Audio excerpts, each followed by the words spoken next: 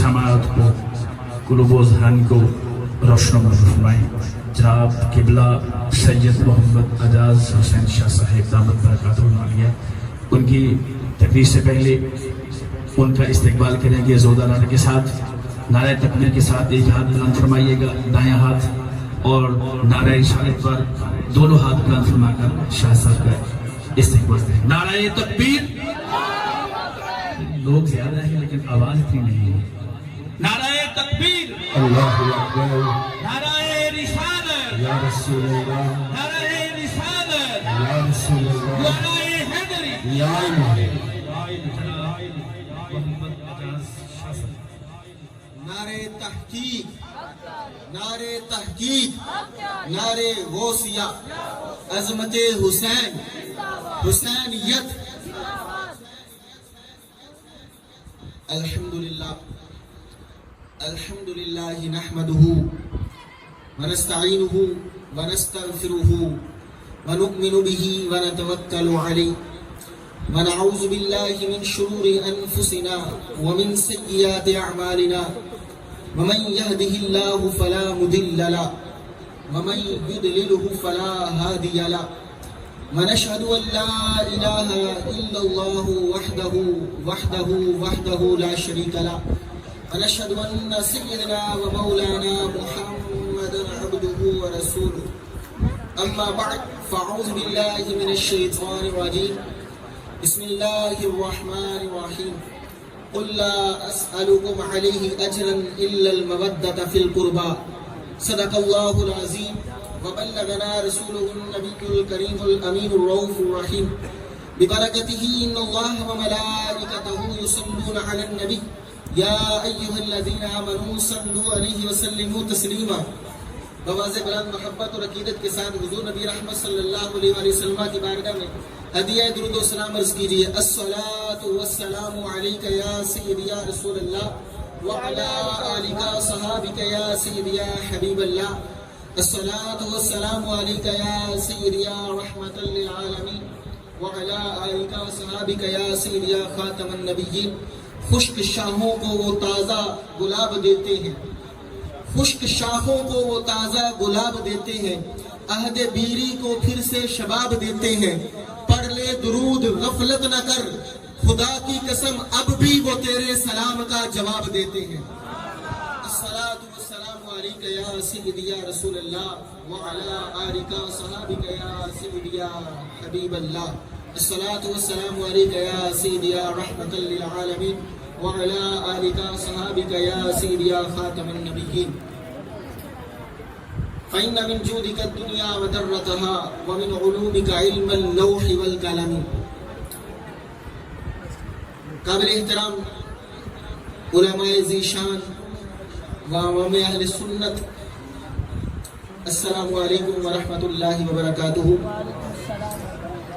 صاحبو، آج ہم امام علی مقام، امام الشہداء، امام کربلا، امام حسین رضی اللہ تعالی عنہ کی یاد میں بیٹھے ہوئے ہیں۔ دعا کرتے ہیں اللہ تعالیٰ کی بارگاہ میں، اللہ تعالیٰ ذکر حسین کی برکت سے، محبت حسین کی برکت سے اللہ تعالیٰ ہم سب کی بخش و مغفرت فرمائے۔ اللہ تعالیٰ ہمیں دنیا میں بھی ان کی محبت میں جینا نصیب فرمائے اور قبر و حشر میں بھی ان کی محبت میں اٹھنا نصیب فرمائے۔ سامعین مکرم، آج ہم جس ہستی کا ذکر کرنے کے لیے حاضر ہوئے ہیں وہ کوئی عام ہستی نہیں، اس ہستی کو حسین کہا جاتا ہے، جس کے بارے میں ہمارے نبی رحمت صلی اللہ علیہ وسلم نے فرمایا حسین منی وانا من الحسین۔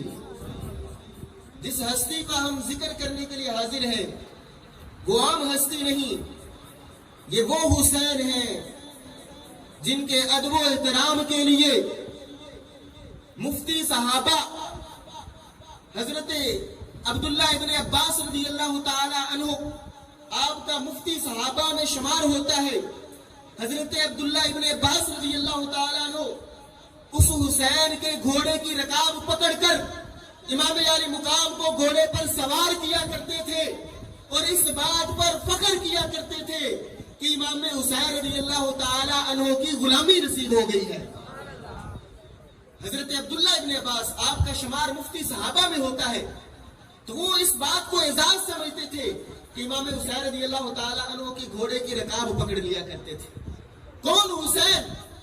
جس حسین کے قدموں پر گرد پڑتی ہے تو سیدنا ابو ہریرہ رضی اللہ تعالی عنہ، آپ جلیل القدر صحابی ہیں، سب سے زیادہ روایات احادیث حضرت سیدنا ابو ہریرہ رضی اللہ تعالی عنہ بیان کرنے لگے ہیں۔ آپ اپنے ہاتھوں سے، اپنے رومال سے سیدنا امام حسین رضی اللہ تعالی عنہ کے قدموں کو صاف کیا کرتے تھے۔ آپ فخر محسوس کرتے تھے، امام حسین کے قدموں کو صاف کیا کرتے تھے۔ پوچھا گیا حضور آپ امام حسین کے قدموں کو صاف کیوں کرتے ہیں؟ تو فرمانے لگے لوگ امام حسین کے مقام کو جانتے ہی نہیں ہیں۔ اگر لوگوں کو امام حسین کے مقام اور منصب کا پتہ چل جائے تو لوگ امام حسین کو کندھوں پر سوار کر کے رکھیں، امام حسین کے قدم زمین پر نہ لگنے دیں، امام حسین کے قدم زمین پر نہ لگنے دیں۔ یہ وہ حسین ہے کہ ابو ہریرہ قدموں کو صاف کر کے فخر محسوس کیا کرتے تھے۔ یہ وہ حسین ہے کہ جن کو سیدنا ابو بکر صدیق رضی اللہ تعالیٰ عنہ اپنے کندھوں پر سوار کر کے آپ فرمایا کرتے تھے، سیدنا ابو بکر صدیق فرماتے تھے کہ مجھے اپنے بیٹوں سے عزیز رسول اللہ صلی اللہ علیہ وسلم کے بیٹے ہیں، اپنے بیٹوں سے عزیز رسول اللہ صلی اللہ علیہ وسلم کے بیٹے ہیں۔ اور سیدنا عمر فاروق رضی اللہ تعالیٰ عنہ، آپ روب والے، دبدبے والے، جلیل القدر صحابی، جن کے سائے سے شیطان بھی بھاگتا ہے، ان الشیطان یفر من ظل عمر، شیطان بھی آپ کے سائے سے بھاگتا ہے۔ وہ روب اور دبدبا والے صحابی امام حسین رضی اللہ تعالی عنہ کے سامنے جھک جایا کرتے تھے، آپ کے سامنے بچھ جایا کرتے تھے۔ سیدنا فاروق اعظم رضی اللہ تعالی عنہ امام حسین رضی اللہ تعالی عنہ کی دل جوئی کیا کرتے تھے، اور آپ نے فرمایا ہوا تھا کہ سیدنا فاروق اعظم رضی اللہ تعالی عنہ امیر المومنین کو ملنے کے لیے میرے بیٹے کو تو اجازت کی ضرورت ہے، لیکن حسنین کریمین رضی اللہ تعالی عنہما کو اجازت لینے کی ضرورت نہیں۔ فاروق اعظم کا در ہر وقت حسنین کریمین کے لیے کھلا ہوا ہے، جب جی چاہے حسنین کریمین آ جا کرے۔ میرے بیٹے کو تو اجازت کی ضرورت ہے، لیکن حسنین کریمین کے لیے اجازت کی ضرورت نہیں ہے۔ یہ وہ حسین ہیں جن کو رسول اللہ صلی اللہ علیہ وسلم اپنے کندھوں پہ سوار کیا کرتے تھے، کندھوں پہ سوار کیا کرتے تھے، اور حضور دعا کیا کرتے تھے، اللہم انی احبہ فاحبہ واحب من یحبہ، اے اللہ میں حسین سے محبت کرتا ہوں، تو بھی حسین سے پیار فرما، اور جو حسین سے پیار کرے قیامت تک ان حسینیوں سے بھی تو پیار فرما۔ آج ہم حسین کی محبت میں بیٹھے ہوئے نا، تو رسول اللہ صلی اللہ علیہ وسلم نے ہمارے لیے بھی دعا فرمائی، یا اللہ جو حسین سے پیار کرے قیامت تک آنے والے حسین سے پیار کرنے والے ہوں گے، اے اللہ تو ان سے بھی پیار فرما۔ یہ وہ حسین ہیں جن کے بارے میں حضور نبی رحمت صلی اللہ علیہ وسلم فرمایا کرتے تھے، جس نے جنت کے سردار کو دیکھنا ہو، جنت کے سرداروں کو دیکھنا ہو، وہ حسنین کریمہ رضی اللہ تعالی عنہما کو دیکھ لے۔ یہ وہ حسین ہیں جو غریبوں فقیروں بے کسوں کی مدد کیا کرتے تھے، غریبوں فقیروں محتاجوں کی مدد کیا کرتے تھے۔ ابن عساکر میں یہ روایت موجود ہے، امام علی مقام امام حسین رضی اللہ تعالی عنہ کے در پر ایک فقیر آ جاتا ہے، ایک غلام حاضر ہوتا ہے۔ حضرت سیدنا امام حسین رضی اللہ تعالی عنہ آپ نماز میں مشغول ہوتے ہیں، نفلی نماز آپ گھر میں ادا کر رہے ہوتے ہیں، ادھر سے فقیر دستک دیتا ہے، دستک دیتا ہے، اللہ کے نام پر کچھ مانگتا ہے۔ امام حسین رضی اللہ تعالیٰ عنہ آپ تو اس نانا کے نواسے ہیں کہ جن کی شان یہ ہے کہ امام الانبیاء صلی اللہ علیہ وسلم کسی سائل کو لا نہیں فرماتے تھے، کسی سائل کو واپس نہیں بھیجتے تھے۔ حضور علیہ السلام کی بارگاہ سے جو بھی مانگا جاتا تھا وہ سائل اس کی حاجت پوری کی جاتی تھی۔ تو امام حسین رضی اللہ تعالیٰ عنہ آپ کی بارگاہ میں جب فقیر آتا ہے، امام حسین رضی اللہ تعالیٰ عنہ آپ نماز میں مشغول ہوتے ہیں، فقیر اللہ کے نام پر کچھ مانگتا ہے، امام حسین رضی اللہ تعالیٰ عنہ آپ جلدی سے نماز کمپلیٹ فرما کر آپ اپنے دروازے پر تشریف لاتے ہیں تو کیا دیکھتے ہیں؟ سائل واقعی محتاج ہوتا ہے، واقعی اہل بیت کے در کا غلام ہوتا ہے۔ وہ سائل حسین کی حسینیت کو ماننے والا ہوتا ہے، حسین کی صحابت کو ماننے والا ہوتا ہے، اسی لیے تو آپ کے در کا فقیر بن کے آیا ہوتا ہے، تو آپ کی بارگاہ میں مانگنے کے لیے آتا ہے۔ امام حسین رضی اللہ تعالیٰ عنہ اس سائل کو دیکھتے ہیں، آپ سمجھ جاتے ہیں کہ یہ واقعی اہل بیت کا گدا ہے، اہل بیت کا محتاج ہے۔ تو امام حسین اپنے غلام کو فرماتے ہیں، اپنے خادم کو فرماتے ہیں، جا کر گھر میں دیکھو کتنی رقم موجود ہے۔ وہ عرض کرتا ہے حضور 200 درہم موجود ہے۔ آپ فرماتے ہیں وہ 200 درہم لا کر اس خادم کو دے دو۔ وہ عرض کرتا ہے حضور 200 درہم وہ تو آپ کی اہل بیت کے لیے، آپ کے گھر والوں کے لیے ہیں۔ تو حضرت سیدنا امام حسین رضی اللہ تعالی عنہ فرماتے ہیں اہل بیت کے خرچ اللہ پورے فرما دے گا، اب اس سائل کی حاجت کو پورا کرنا اولین فرض میں سے ہے، لہذا سائل کو عطا کیا جائے۔ تو 200 درہم امام حسین رضی اللہ تعالی عنہ آپ عطا فرما دیتے ہیں، اور ساتھ فرماتے ہیں ابھی ہم تنگ دست تھے، ابھی ہم تنگ دست سے تمہاری ضرورت کو پورا نہیں کر سکے۔ گولڈا کے پیر سید نصیر الدین تڑپ اٹھتے ہیں، آپ فرماتے ہیں آؤ در زہرا پر پھیلائے ہوئے دامن ہے نسل کریموں کی لجپال گرانا ہے۔ نعرہ تکبیر، نعرہ رسالت، نعرہ رسالت، نعرہ تحقیق، نعرہ حیدری، نعرہ غوثیہ۔ آؤ در زہرا پر پھیلائے ہوئے دامن ہے نسل کریموں کی لجپال گرانا ہے۔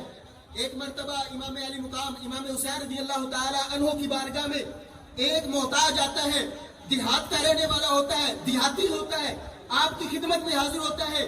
وہ دستک نہیں دیتا، آپ کو بلانے کے لیے آداب کو ملحوظ رکھتے ہوئے وہ آپ کی بارگاہ میں کسی کے ذریعے خط لکھتا ہے، خط لکھ کر آپ کی بارگاہ میں بھیج دیتا ہے۔ خط میں کیا لکھتا ہے؟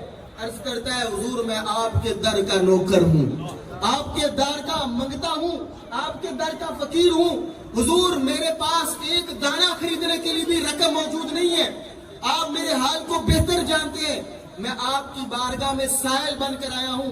پہلے میں اپنی عزت نیلام نہیں کرنا چاہتا تھا، میں دیکھ رہا تھا کہ کوئی مجھے خریدار مل جائے، اس کو اپنی عزت نیلام کرواؤں۔ اب مجھے خریدار مل گیا ہے، اب مجھے خریدار مل گیا ہے، آپ کی بارگاہ میں حاضر ہوا ہوں، مجھے کچھ عطا فرما دیجیے، مجھے کچھ عطا کیجیے۔ امام حسین کی بارگاہ میں وہ خط پہنچتا ہے، امام حسین رضی اللہ تعالیٰ عنہ اس خط کو پڑھ لیتے ہیں۔ اللہ اکبر، اتفاق سے جواب دینے میں اور رقم بھیجنے میں کچھ تاخیر ہوتی ہے۔ اب وہ جانے سے پہلے کہتا ہے میں ایک اور خط لکھ کر بھیجوں گا تاکہ خالی واپس نہ لوٹوں۔ وہ ایک اور خط لکھتا ہے اور اس میں یہ سطریں لکھتا ہے، وہ کہتا ہے کہ اگر میں خالی ہاتھ واپس لوٹا، آپ کے در سے خالی ہاتھ واپس گیا تو لوگ مجھ سے پوچھیں گے کہ سخی کی بارگاہ سے کیا لے کر آیا ہے، صاحب فضل کی بارگاہ سے کیا لے کر آیا ہے۔ لوگ مجھ سے سوال کریں گے، لوگ مجھ سے پوچھیں گے سخی کی بارگاہ سے کیا لے کر آیا ہے۔ اگر میں ان کو کہوں گا مجھے کچھ عطا کیا ہے تو یہ جھوٹ ہوگا، اور اگر کہوں گا مجھے انہوں نے کچھ نہیں دیا تو لوگ اس بات کو مانیں گے نہیں کہ سخی کا در ہو اور سخی اپنی سخاوت کو روک لے۔ لوگ اس بات کو تسلیم نہیں کریں گے کہ سخی کی بارگاہ میں جائے کوئی بندہ اور سخی اس کو کچھ عطا نہ کرے، تو لوگ اس بات کو تسلیم نہیں کریں گے۔ اللہ اکبر، جب وہ یہ خط لکھ کر بھیج دیتا ہے، امام حسین رضی اللہ تعالیٰ عنہ خط پڑھتے ہیں اور 10,000 اشرفیوں کی تھیلی اس فقیر کی طرف، اس دیہاتی کی طرف بھیجتے ہیں، اور ساتھ خط کا جواب ارشاد فرماتے ہیں۔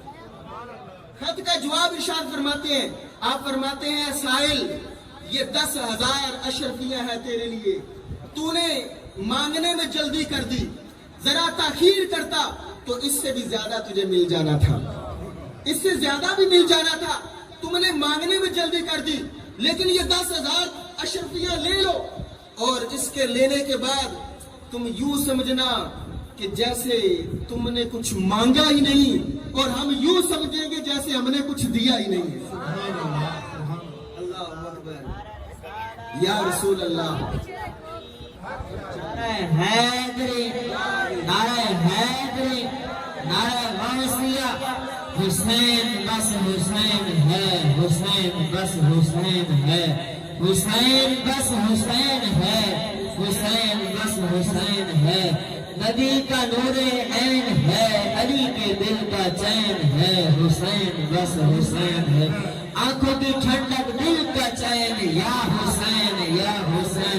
آنکھوں کی ٹھنڈک دل کا چین، ہاتھ بلند کر کے یا حسین یا حسین.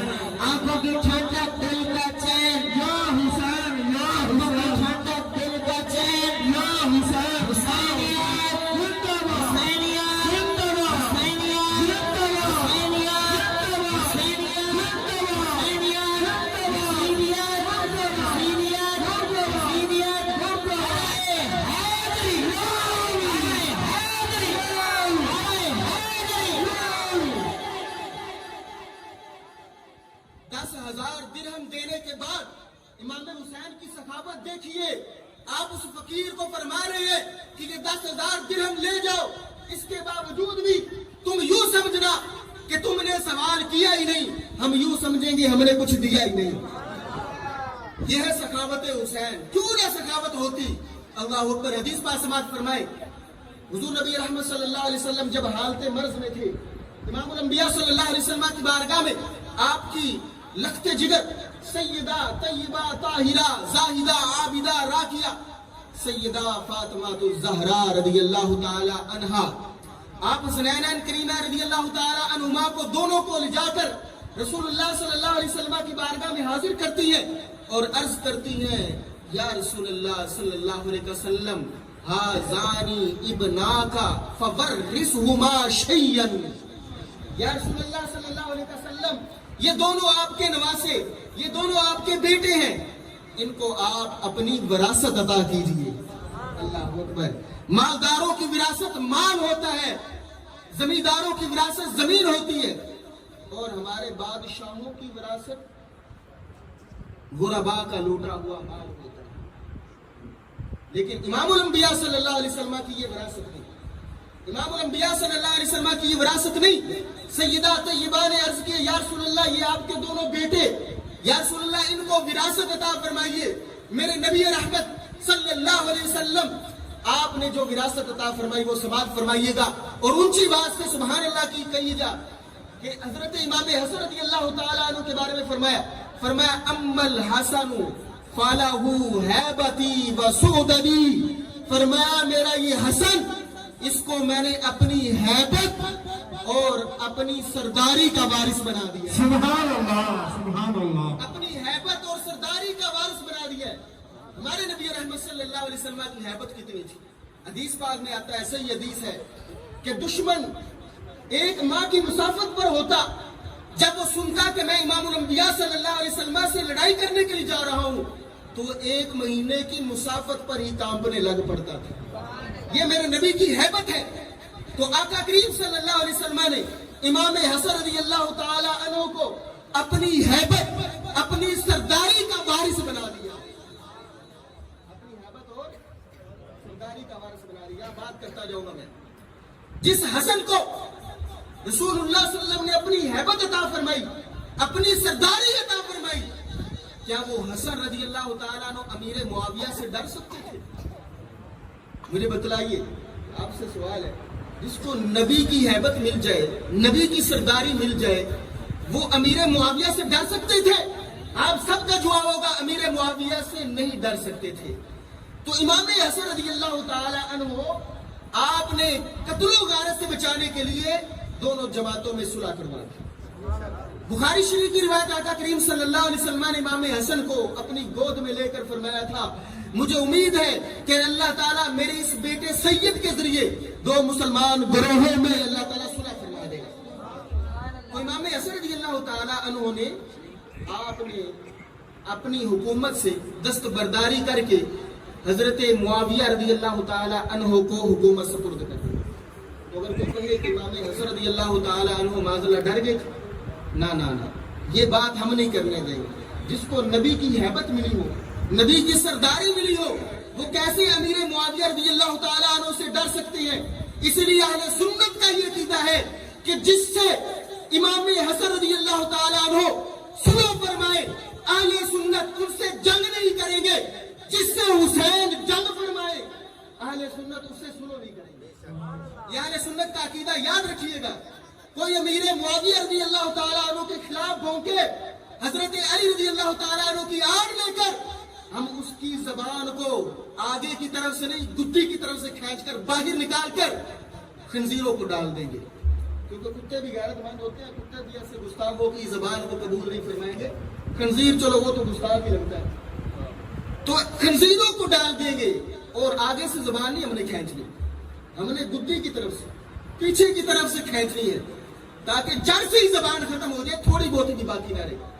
اس لیے جو کہتا ہے کہ میں حسین کو ماننے والا ہوں، جو کہتا ہے میں امام حسن کو ماننے والا ہوں، ہم اس کو دعوت فکر دیتے ہیں کہ اگر تم امام حسن کو مانتے ہو، اگر امام حسین کو مانتے ہو، تو پھر پکے پکے حسنی بن جاؤ. پکے حسنی کیسے بنو گے؟ امیر معاویہ رضی اللہ تعالیٰ عنہ سے صلح کر کے پکے حسنی بن جاؤ گے. امیر معاویہ سے صلح کرو گے تو حسنی بنو گے. اور اگر تم کہتے ہو میں حسینی ہوں، تو حسینی ہونے کے لیے شرط یہ ہے کہ امیر معاویہ کے بیٹے یزید کے ساتھ دشمنی کرنی پڑے گی، امیر معاویہ کے بیٹے کے ساتھ جنگ کرنی پڑے گی. حسینی تب بنو گے جب یزید کے ساتھ جنگ کرو گے. حسنی تب بنو گے جب حسن کے ساتھ اور امیر معاویہ کے ساتھ سلو کرو. امیر معاویہ کے ساتھ سلو کرو. جو کہے میں حسینی ہوں اور پھر امیر معاویہ کے خلاف بوم کے اس کی زبان پھر کھینچنے کے لائق، ہم بولنے نہیں دیں گے امیر معاویہ رضی اللہ تعالیٰ عنہ کے خلاف. امام حسن نے سلو فرمایا، ہمارے امام. کسی کو شک ہے تو آگے سامنے ہے، تو ہم خلاف نہیں بولنے دیں گے. اللہ اکبر. یہ ہے امام حسن رضی اللہ تعالیٰ عنہ، جن کو رسول اللہ صلی اللہ علیہ وسلم نے اپنی ہیبت اور سرداری کا وارث بنا دیا. اور امام حسین، آقا کریم صلی اللہ علیہ وسلم نے فرمایا اما الحسین فلہ جراتی وجودی. فرمایا یہ میرا حسین، اس کو میں نے اپنی جرت اور سخاوت کا وارث بنا دیا ہے. اپنی جرت عطا کر دی، اپنی سخاوت عطا کر دی. جرت دیکھیے، اگر رسول اللہ کی جرت نہ ہوتی تو امام حسین رضی اللہ تعالیٰ عنہ کربلا میں نہ آتے. رسول اللہ کی جرت ہی تھی کہ جس کی وجہ سے 30,000 یزیدیوں کے خلاف یہ 72 تن ڈٹ گئے اور بتلایا جھکنا امیر و فاسق فاجر کے سامنے توہین بندگی ہے، شکست رسول ہے. امام حسین رضی اللہ تعالیٰ عنہ ڈٹ گئے اور بتلا دیا کہ میں علی اصغر تو قربان کروں گا، علی اکبر تو قربان کروں گا، عباس تو قربان کروں گا، اومو محمد قربان کروں گا، عبداللہ ابن مسلم قربان کروں گا، لیکن یزید کے ہاتھ میں ہاتھ نہیں دوں گا، کیونکہ وہ فاسق و فاجر. تو جھکنا امیر و فاسق و فاجر کے سامنے توہین بندگی ہے، شکست اصول ہے. تو امام حسین رضی اللہ تعالیٰ عنہ نے امت کو یہ سبق دیا. کون سا سبق؟ کہ سر داد نہ داد، دست در دست یزید، حقا کے بنا لا الہ الا حسین. آپ نے امت مصطفیٰ کو یہ درس دیا کہ اے میری امت، کبھی بھی فاسق و فاجر ملعون کے ہاتھ میں ہاتھ نہیں دینا جو رسول اللہ صلی اللہ علیہ وسلم کی شریعت کی دھجیاں اڑا رہا ہو. یزید کا بھی گناہ یہی تھا کہ وہ رسول اللہ صلی اللہ علیہ وسلم کی شریعت کو پامان کر رہا تھا، شراب پینے والا تھا، جواری تھا، زانی تھا. اس لیے امام حسین نے کہا سر تو کٹوا دوں گا لیکن تیرے سامنے جھکے گا نہیں. پھر بھی دیکھ لیں، امام حسین رضی اللہ تعالیٰ نے سر کٹا دیا، سجدے میں سر کٹایا. اللہ اکبر. سر کٹانے کے بعد انہوں نے سمجھا تھا کہ ہماری فتح ہوگی، کہ امام حسین کے سر کو کاٹ دیا ہماری فتح ہوگی، لہذا اب امام حسین کے سر کو یزید کے سامنے جھکا لیں گے. انہوں نے سمجھا کہ اب جھکا لیں گے، لیکن دیکھیے جرت حسین کیا ہے کہ سر کٹنے کے بعد بھی یزید کے سامنے نہیں جھکا، بلکہ انہوں نے نیزوں کے اوپر بلند کر دیا. اس لیے مولانا حسن رضا خان بریلوی علیہ رحمہ انہوں نے فرمایا سر شہیدان محبت کے ہیں، نیزوں پہ بلند.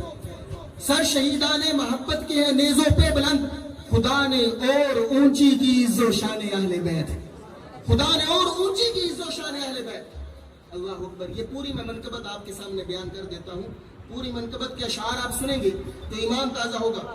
حضرت مولانا حسن رضا خان بریلوی علیہ رحمہ فرماتے ہیں، باغ جنت کے ہے بہرے، باغ جنت کے ہے بہرے مدح خانے اہل بیت، تم کو مزدہ نار کا اے دشمنان اہل بیت۔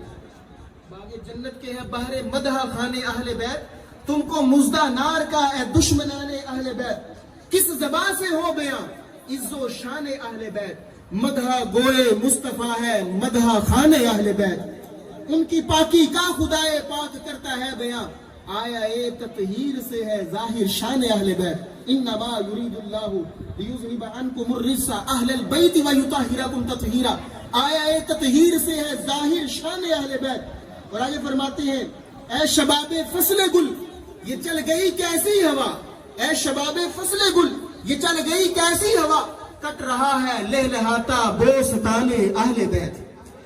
اللہ اکبر۔ اور آگے فرماتے ہیں کہ ان کے گھر بے اجازت جبرائیل بھی آتے نہیں، ان کے گھر بے اجازت جبرائیل بھی آتے نہیں، قدر والے جانتے ہیں قدر و شان اہل بیت، گھر لٹانا جان دینا کوئی تجھ سے سیکھ لے، گھر لٹانا جان دینا کوئی تجھ سے سیکھ لے، جانے عالم ہو فدا اے خاندان اہل بیت، سر شہیدان محبت کے نیزوں پہ بلند، خدا نے اور اونچی کی عز و شان اہل بیت۔ انہیں سمجھا تھا کہ اب ہم سر جھکا لیں گے، تو انہوں نے وہ اپنے مقصد میں ناکام ہو گئے، تو انہوں نے نیزوں پر جو ہے وہ مزید اور بلند کر لیا۔ تو یہ اللہ کی حکمت تھی کہ یہ حسین کا سر ہے، کٹنے کے بعد بھی یزید کے سامنے نہیں جھکے گا، سر شہیدان محبت کے ہیں نیزوں پہ بلند، خدا نے اور اونچی کی عز و شان اہل بیت۔ اللہ اکبر۔ اور آخری مقطع سنیے گا، مقطع کیا خوب فرمایا۔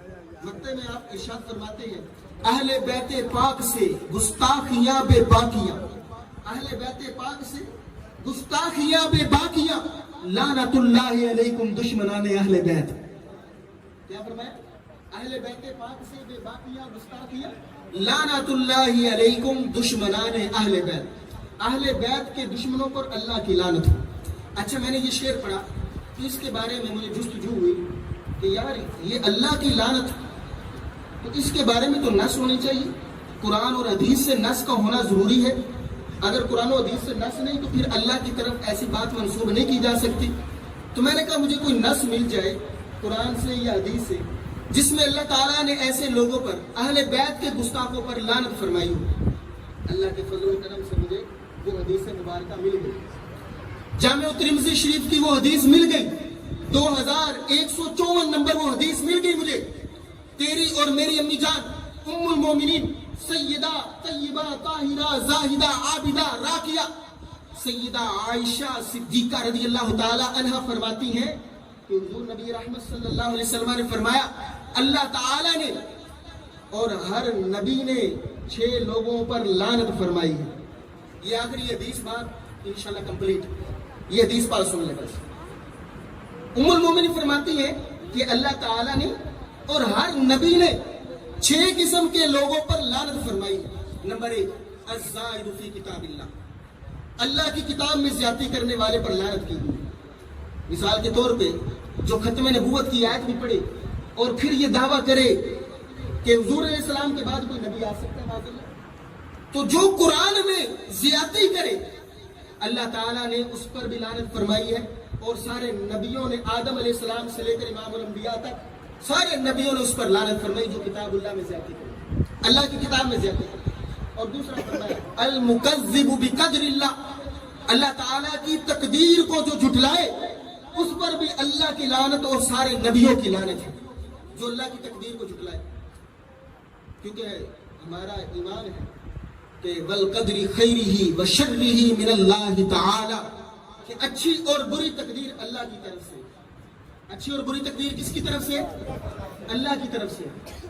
ہم اچھی چیزیں تو پیر کی طرف نسبت کرتے ہیں، یہ میرے پیر کی نظر کرم ہے، بری چیزوں کی نسبت اللہ کی طرف کر دیتے ہیں۔ کتنے افسوس کا مقام ہے، ہمیں کچھ فائدہ حاصل ہو کہتے پیر کی نظر کرم، ہاں جی، تو اگر کوئی نقصان ہو جائے تو اللہ کی طرف سے، اور یارو خدا کا خوف کیا کرو، اچھی چیز کی نسبت اللہ کی طرف کرو، جیسے ہمیں اللہ تعالیٰ نے قرآن پاک میں تعلیم دی ہے، ما اصابک من حسنۃ فمن اللہ، فرمایا جو بھی تمہیں بھلائی پہنچے، جو بھی نیکی پہنچے وہ اللہ کی طرف سے ہے، اور بری چیز جو پہنچے اللہ تعالیٰ فرماتا ہے ما اصابک من سیئۃ فمن نفسک، جو بھی تمہیں برائی پہنچے وہ تمہارے نفس کی طرف سے۔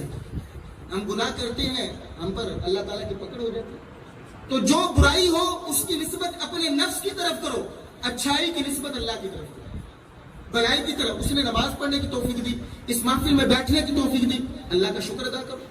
اور اگر کوئی بدبخت اس ذکر حسین کی محفل میں نہیں آ سکا تو یہ نہ کہ اللہ کی مرضی، بلکہ کہے کہ میرا نفس جو ہے وہ شیطان کے ہاتھوں میں آ گیا تھا اور اس نے مجھے اس پاک محفل میں آنے کی توفیق نہیں دی، یعنی شیطان نے نہیں دی، تو ہم بری چیز کی نسبت اللہ کی طرف کر دیتے ہیں۔ تو یہ ادب نہیں ہے۔ ادب جو اللہ تعالیٰ نے سکھلایا ہے وہ یہی ہے کہ ما اصابک من حسنۃ فمن اللہ وما اصابک من سیئۃ فمن نفسک، جو بھی تمہیں بھلائی پہنچے اللہ کی طرف سے، جو بھی نیکی پہنچے اللہ کی طرف سے، جو برائی پہنچے وہ تمہارے نفس کی طرف سے۔ تو برائی کی نسبت اپنے نفس کی طرف کرو کہ شیطان کے ورگلانے سے ہم گناہ کر بیٹھے، شیطان کے ورگلانے کی وجہ سے ہم محفل میں نہ آ سکے، شیطان کے ورگلانے کی وجہ سے ہم نماز نہ پڑھ سکے، شیطان کے ورگلانے کی وجہ سے ہم ذکر نہ کر سکے۔ تو بری چیز کی نسبت اپنے نفس کی طرف کرو، اور اچھی چیز کی نسبت پیروں کی طرف نہیں، اللہ کی طرف کرو۔ پیروں کی ٹھیک ہے نظر کرم ہوگی، پیروں کے ہم منکر نہیں ہیں، لیکن جب ہم اللہ کے مقابلے میں پیر لے آتے ہیں تو پھر پیروں کو ہم اللہ سے بھی آگے لے جاتے ہیں، تو یہ بڑے افسوس کا مقام ہے، سمجھنے کی ضرورت ہے۔ تو دوسرا فرمایا والمکذب بقدر اللہ۔ اچھا آپ کا ذوق ہو تو آج مجھے اپنے استاذوں کی سنت ادا کرنے کی خواہش ہو رہی ہے۔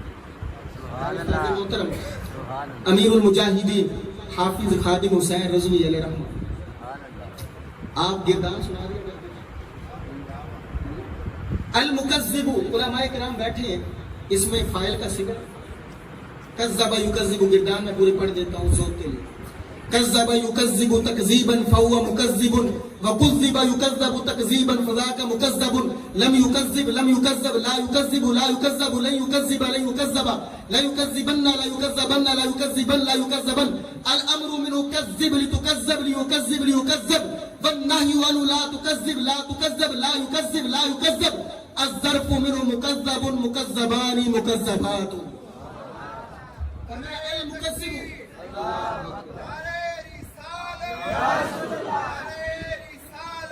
یا رسول اللہ، یا علی، زندہ باد، زندہ باد، مردہ باد۔